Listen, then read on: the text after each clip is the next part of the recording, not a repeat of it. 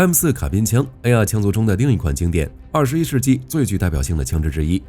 在美军特战部队中，如果让士兵在 M16A2 与 M4 之间选一个武器，那么结果一定是 M4，而不是 M16。没办法 ，M4 太香了，短枪管、重量轻、模块化设计，更适合近距离的机动作战。虽然 M4 也有一点点的小缺陷，得到了不少士兵的吐槽，但美军还是使用了近30年的时间。更是推出了一款使用 7.62 毫米弹药的型号，以及专门用于特战的 HK416。这期视频我们就来聊聊让美军又爱又恨的 M4 到底有什么魔力。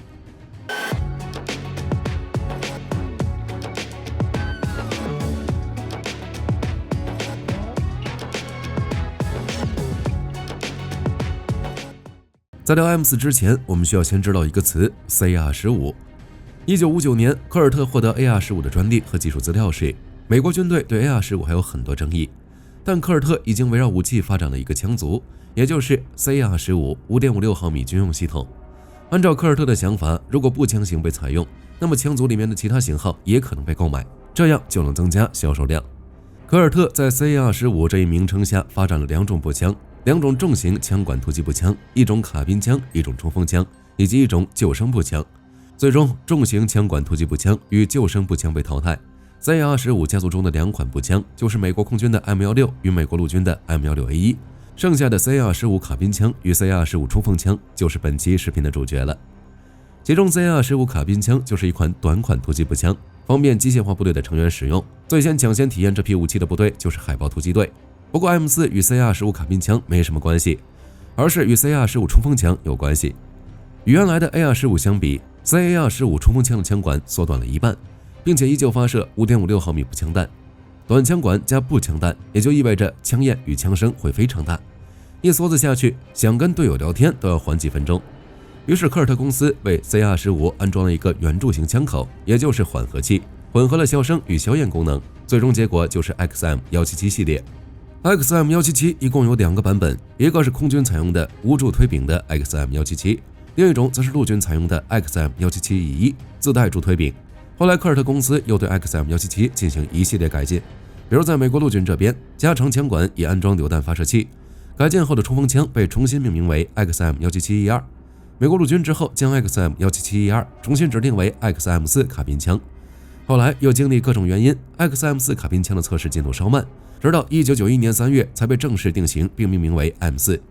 至此，21世纪最具代表性的枪支之一诞生了。从1997年起，美国陆军正式装备 M4 卡宾枪，用于替代 M16A1、A2、M3 冲锋枪以及部分9毫米手枪，成为工兵、战斗驾驶员、非前线部队的装备。原来的 M16A2 则转交给预备队与海岸警卫队、美国特种作战部队、海军陆战队以及海军的海豹突击队等，也都相继装备了 M4。除了美国， M4 还在以色列、阿富汗、法国等80个国家服役。问题来了， M4 到底好在哪儿？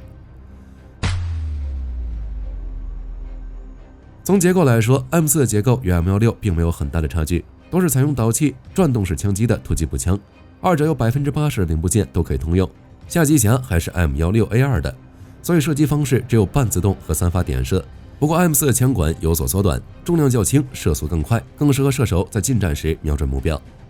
从重量来看， M4 携带30发弹匣大约重 3.4 公斤，比 M16A4 携带同等弹匣的重量轻了 0.6 公斤。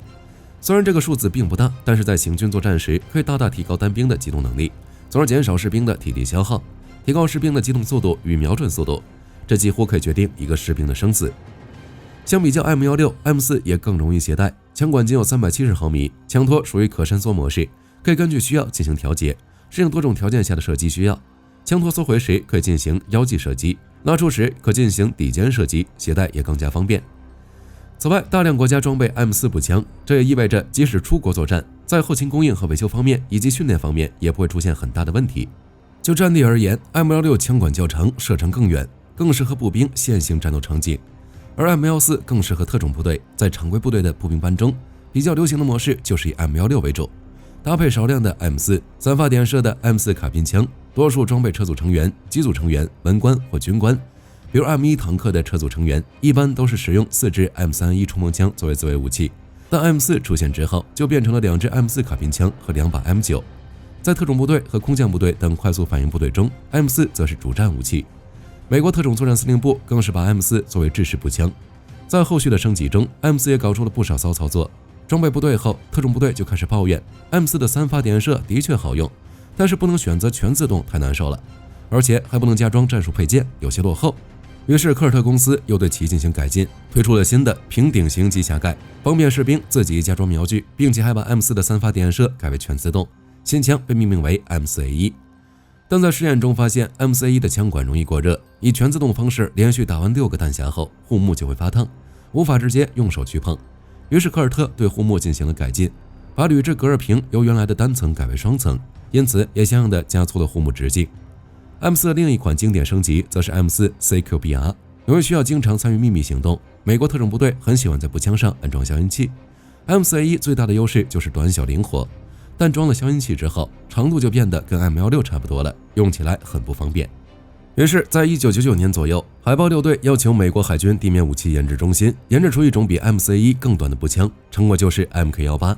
也可以叫做 M4 CQBR。 枪管只有260毫米，直到今天，美军依旧有一些特种部队在使用这种步枪。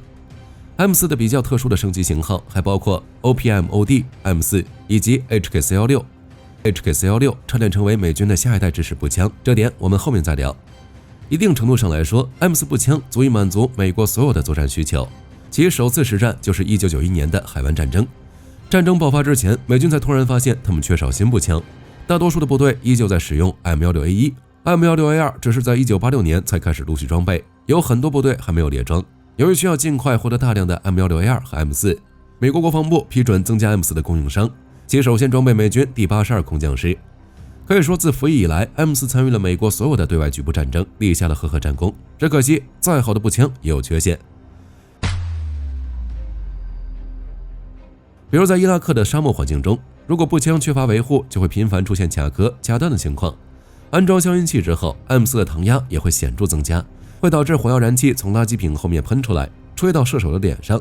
在当时，这个问题困扰了美国特种部队很多年，直到三角洲部队接触到 HK 公司，这个问题才有了解决方案，其成果就是 HK-416。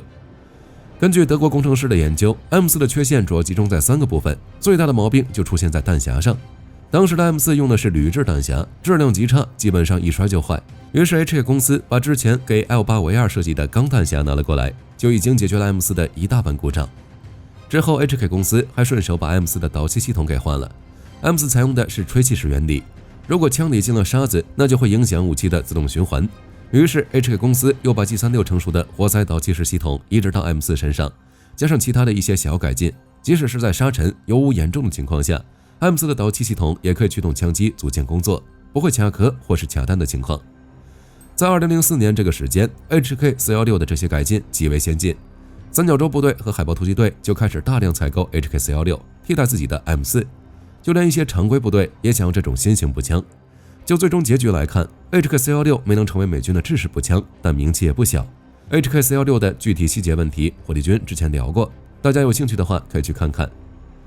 有关 M4 的争议还有口径，曾在摩加迪沙作战的三角洲突击队员表示 ，M4 射出的子弹正中几十米之外的敌人，之后却直接穿了过去，没有对敌人造成什么大碍。想要对敌人造成致命伤，必须消耗更多的子弹。但是在战场之上，士兵击中敌人的机会只有一次，所以呢，就有美军士兵抱怨 M4 的子弹太轻，杀伤力不高，创伤效果不理想。这点火力军就要说两句了，这不能怪枪，而是子弹的问题。当时 M4 使用的是 M855 子弹，目标是打穿数百米外的苏联士兵钢盔，主打一个穿透力，对人员的杀伤力不够大。现在却被拿来对付没什么防护的对手，并且还是巷战这种近距离战斗，停止效果自然不会很好。为了解决 M4 的一些问题，美军也做了一定的改进，比如为了增大子弹威力，美军研发了 MK318 空间弹，并装备了部分海军陆战队空间弹的弹头顶端为中空，命中目标后，中空部分因为受压会使弹头向外侧扩展，翻滚且直径变大，产生蘑菇状扩展，从而最大限度地发挥出弹头的杀伤动能。在 M14 的射程方面，美军内部也有一定的争议。M4 这种小口径的突击步枪仅适合在短距离和小规模的作战，其作战距离还不到500米。对于在阿富汗作战的士兵来说，这个距离明显不够。于是美国军方还研制了 7.62 毫米口径、射程达到800米的改进型 M4 卡宾枪。既然有那么多争议，美军自然也有替代 M4 的想法。为此，美军做了很多尝试。第一次尝试就是1986年的高级步枪计划，测试了 HK 公司的 G11发射无壳弹，但因为可靠性很快就被放弃。20世纪90年代，美军提出了理想单兵战斗武器竞赛，以寻找 M4 的替代品。HK 公司生产了2种设计 XM29 OICW 以及 XM8， 只是 XM29 因为太重，在2004年被取消， M8 则因为没有对 M4 做出太大改进，在2005年被取消。一直到次世代班用武器启动计划 ，M4 也迎来真正的替代者。次世代班用武器计划的结果就是 M7， 口径 6.8 毫米，用于取代 5.56 毫米的 M4。平心而论，虽然 M4 很好用，但 M7 取代 M4， 火力军觉得是好事。美国从 7.62 毫米全威力弹更换为 5.56 毫米小口径弹，已经是20世纪60年代的事情。当时全威力弹的问题就是杀伤力太大，对目标造成的伤害大多为贯穿伤。而小口径弹的威力虽然不大，但击中目标后可以产生空枪，作战效果比全威力弹更好，也更适合巷战、近距离作战使用。于是 M16、M4 诞生了。不过，随着作战环境的变化，防弹衣已经很普及了，这就导致 5.56 毫米子弹亲测性较差的缺点彻底暴露了出来。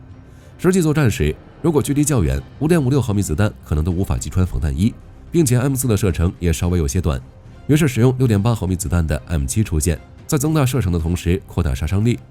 总的来说， M7 取代 M4 只能说作战环境发生了变化，并非 M4 本身的问题太大。即使是现在，也有很多美国士兵认为 M4 是在危险战斗中最愿意使用的单兵武器。好了，这期视频到这儿就结束了。各位觉得 M4 还能在美军存在多久？可以在视频下方留言，大家一起讨论。我是火力军，下期见。